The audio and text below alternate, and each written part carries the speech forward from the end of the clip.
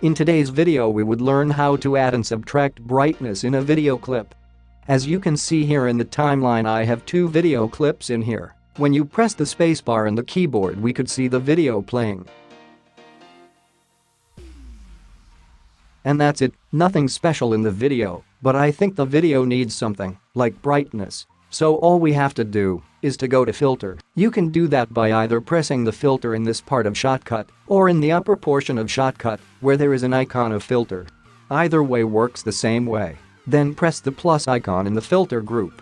This would show you different effects in Shotcut that you can use, but for this video we would select brightness since we need to tweak the brightness of the video. In case you can't find the brightness effect, you could search it in the search bar. You could select the brightness effect by double-clicking the effect. Upon clicking the brightness effect, the filter group would show you this. But I would like to direct your attention to this bar, because changing the value or scrolling through this bar would affect your video clip.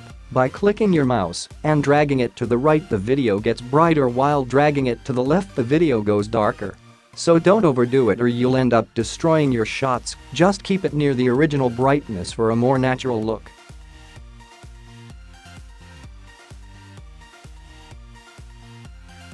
If you want a dreamlike scenario for your shot, you could increase the brightness a little more, and if you want a more dramatic shot, lower the brightness a bit.